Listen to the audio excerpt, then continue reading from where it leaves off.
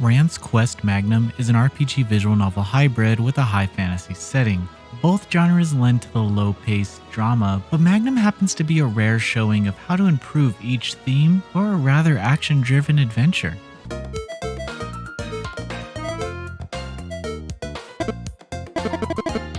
Rance Quest Magnum's gameplay revolves around the RPG theme. The level system is straightforward, where you gain experience from defeating monsters and level up. Still, Magnum's not afraid of throwing you into the fray, with your first fight happening within the first few minutes of gameplay. While the menus are antiqued in look and a bit cluttered, it's easy to get used to them. Paired with the 90s art style and overall sound design, these conventions come off as charming and nostalgic rather than irritating.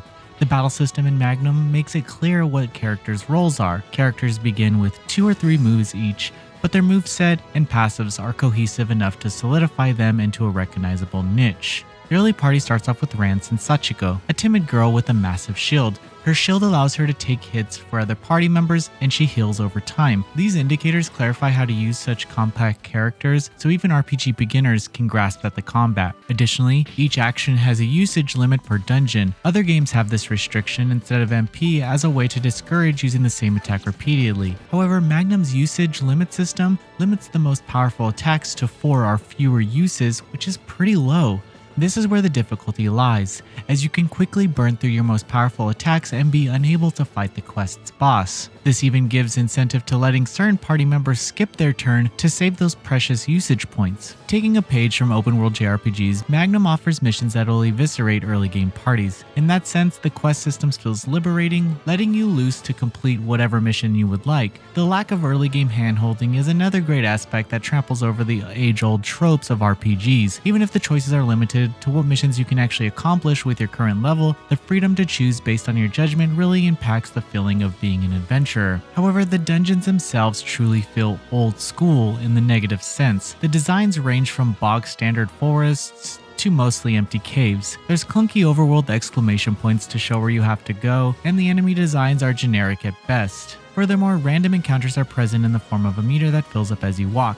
Once you have taken a certain amount of steps, you will eventually encounter an enemy. This is better than other RPGs that can simply spring a foe onto you at any time. The visual novel portions make up a massive amount of Magnum's playtime. Smaller, less story-based missions still have humorous dialogue, but the narrative's real meat are in the story quests. This is refreshing since visual novels can easily tire a reader out after an extended playthrough. If a player is burnt out on exhilarating left-click action, they can choose to play less word-intensive RPG portions. The story itself is straightforward, even if Magnum is Rance's 11th entry in the series. Rance's slave, Seal, has been trapped in magical ice in the previous title. Despite Rance's insinuation that Seal is just another girl in his harem, he goes out in search of curse users to learn how to break her out. There are many references to characters from previous entries, but they are quick enough to ignore if you just want to begin here.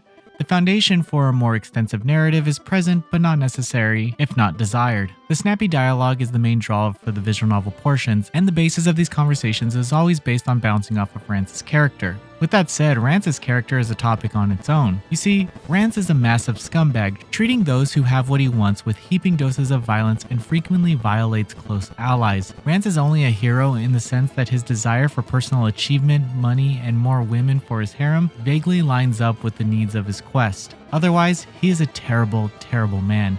This could be a massive turnoff for even players expecting an Orage, since these traits are so overbearingly stained in his character. Overall, the game's denizens acknowledge Rance's horrible characteristics, so it's clear the players are not expected to like him. It's just unfortunate that these aspects of Rance are so prevalently in your face, as it could drive off potential players. Finally, the CGs are worth noting in that they are frequent and gorgeous. Aside from the expected Orage affairs, the anime art style has a brilliant colorful appeal that contrasts with the dull browns and greens of the quest settings. The CGs could have been a forgotten aspect of the visual novel portions of the game in lieu of its RPG nature, but it's clear that both genres have been respected in the making of this game.